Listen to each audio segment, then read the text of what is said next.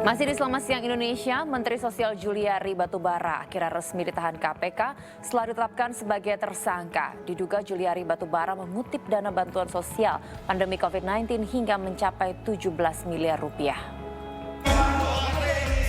Setelah diumumkan sebagai tersangka dan dinyatakan buron, Menteri Sosial Juliari Peter Batubara Minggu dini hari akhirnya menyerahkan diri ke Komisi Pemberantasan Korupsi.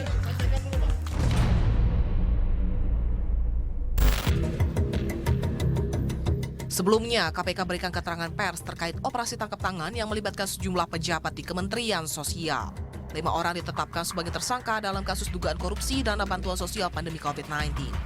Selain Mensos Juliari Batubara, terdapat pula 2 pejabat dari Kemensos, Matius Joko Santoso dan Adi Wahyono, serta 2 orang pihak swasta bernama Ardian dan Haris Tidabuke. Tidak hanya itu, KPK juga menyita barang bukti berupa uang tunai senilai 14,5 miliar dari 2 orang pihak swasta. Diduga uang tersebut merupakan fee dari pihak swasta sebesar Rp10.000 untuk setiap paket bantuan sosial. Total bansos yang disalurkan Kemensos pada tahun 2020 mencapai 5,9 triliun rupiah.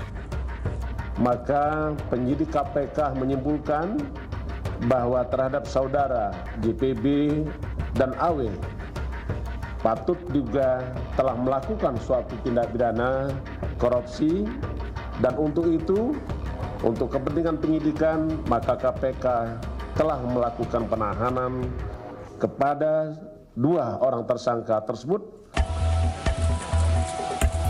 Setelah ditetapkan sebagai tersangka atas tindak pidana korupsi bansos COVID-19, Menteri Sosial Juliari Batubara akhirnya ditahan di rutan cabang KPK selama 20 hari. Dari korupsi dana bansos ini, Juliari Batubara diduga mendapatkan fee proyek hingga 17 miliar rupiah. Rendianto melaporkan untuk NET.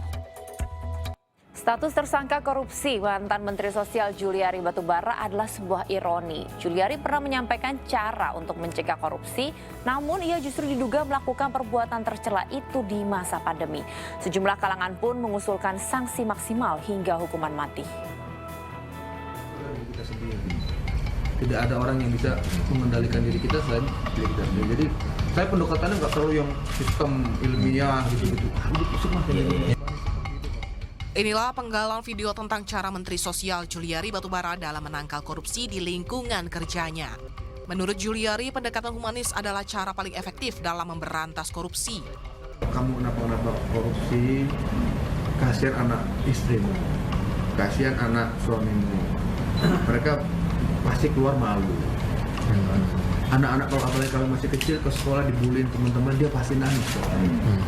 Nah, jadi pendekatan humanis seperti itu kalau saya. Kini video yang dibuat tahun 2019 lalu menjadi sebuah ironi manakala sosok Juliari justru tersandung korupsi. Sejumlah masyarakat pun geram dengan perilaku pejabat negara yang masih terus melakukan korupsi. Untuk para koruptor yang menyusahkan rakyat, ya lebih baik ya dihukum mati. Menurut saya ya tindakannya tidak bagus dan tidak baik. Kalau dia menjabat suatu jabatan mestinya dilaksanakan dengan baik, jujur, jangan ada korupsi. Kasihan masyarakatnya. Jaga Bansos KPK mencatat ada 1.708 laporan mengenai bansos sejak Mei hingga November 2020. Akibat data yang tidak akurat, bansos dikhawatirkan tidak tepat sasaran. Kalau yang pertama enggak, hanya dari separuh 1 RW yang dapat.